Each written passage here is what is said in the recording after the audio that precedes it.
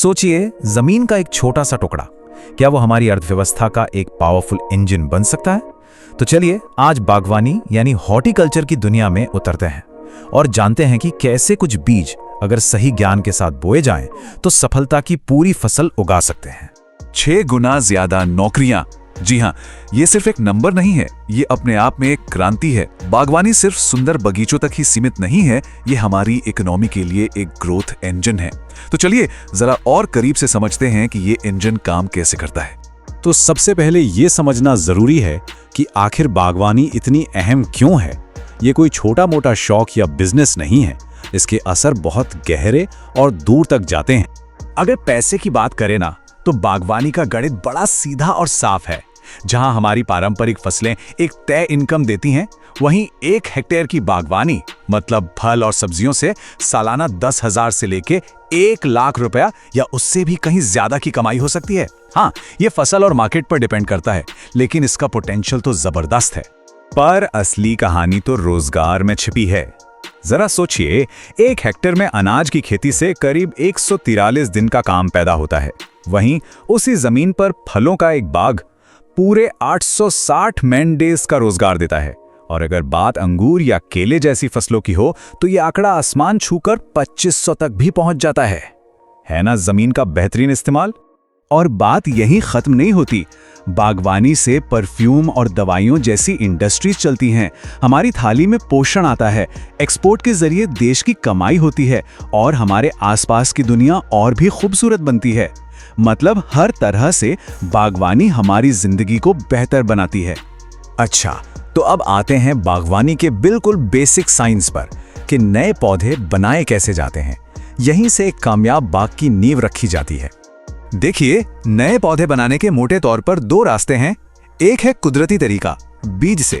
इससे जो पेड़ उगते हैं वो मजबूत होते हैं और उनकी उम्र भी लंबी होती है। और दूसरा है साइंटिफिक तरीका, जिसे वेजिटेटिव प्रोपोगेशन कहते हैं।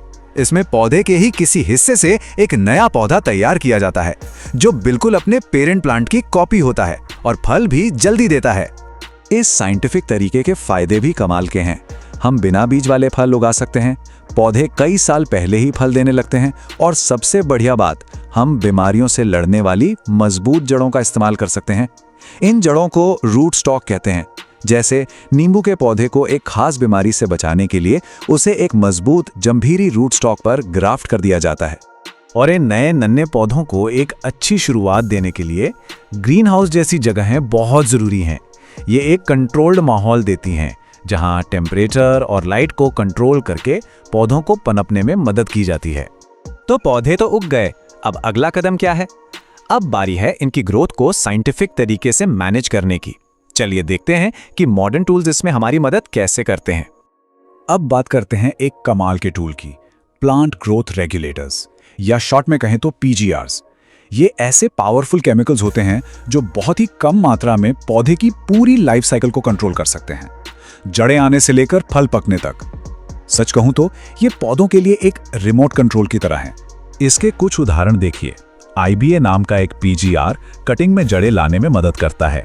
GA3 यानी जिब्रेलिक एसिड अंगूर के दानों का साइज बड़ा करता है, उन्हें रसीला बनाता है। और एथ्रल का इस्तेमाल आम जैसे फलों को जल्दी पकाने के लिए होता है। ये छोटे छोटे केमिकल्स कमर्शियल बागवानी में एक क्रांति ला रहे हैं। चलिए अब एक बहुत ही आम और गंभीर चुनौती की बात करते हैं, जिससे बागवान अक्सर जूझते हैं, जब पेड़ों पर फल नहीं लगते। इस प्रॉब्लम को समझना ही इसे हल करने की तरफ पहला कदम है।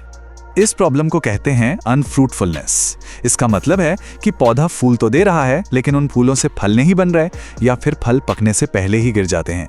ध्यान रहे, ये स्टेरिलिटी या बांझपन से अलग चीज है।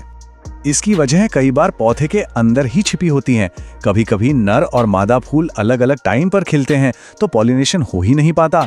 या फिर कुछ पौधे जैसे दशहरी आम अपने ही पराग यानी पोलन को एक्सेप्ट ही नहीं करते। इसे सेल्फ इनकम्पैटिबिलिटी कहते हैं। इसके लिए पास में दूसरी किस्म के पेड़ लगाने पड़ते हैं। और हाँ, बाहरी कारण भी बहुत बड़ी भूमिका निभाते हैं। बहुत ज्यादा या बहुत कम तापमान, हवा में नमी की कमी या फिर तेज हवा, ये सब पॉलिनेशन के नाजुक प्रोसेस में गड़बड़ कर सकते हैं और फल लगने से रोक सकते हैं।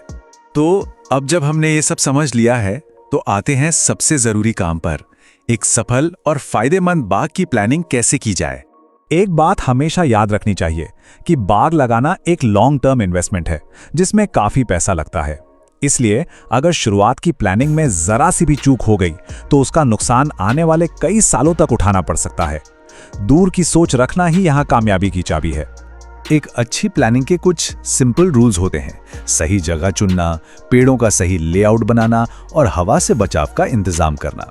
जैसे एक सीधा सा नियम है, छोटे पेड़ों को आगे लगाइए ताकि उन्हें पूरी धूप मिले और ऊंचे पेड़ों को पीछे, और जिन पौधों को ज्यादा पानी चाहिए उन्हें पानी के सोर्स के पास लगाइए। इसी को स्मार्ट प्लानिंग कहते हैं। सही जगह चुनने का एक बेहतरीन उदाहरण गुजरात में देखने को मिलता है। वहाँ 8 अलग अलग एग्रो क्लाइमेटिक जोन हैं और हर जोन कुछ खास फसलों के लिए बेस्ट है। ये हमें सिखाता है कि लोकल कंडीशंस को समझना कितना जरूरी है। आखिर में सारी बात एक ही जगह आकर रुकती है, नॉलेज। जैसा कि इस कहावत में कहा गया है, एक कामयाब बागवान बनने के लिए पेड़ों की भाषा समझनी पड़ती है, उनकी आदतें, उनकी जरूरतें। यही बेहतर प्लानिंग का आधार है। तो ये याद रखना जरूरी है कि बागवानी सिर्फ मेहनत का काम नहीं है, बल्कि ये साइंस और प्लानिंग का एक खूबसूरत संगम है। हर खेत में, हर जमीन के टुकड़े में एक साइंटिफिक संभावना छिपी होती है। असली सवाल तो ये है, उस संभावना को हकीकत में बदलने के लिए क्या हम सब तैयार हैं?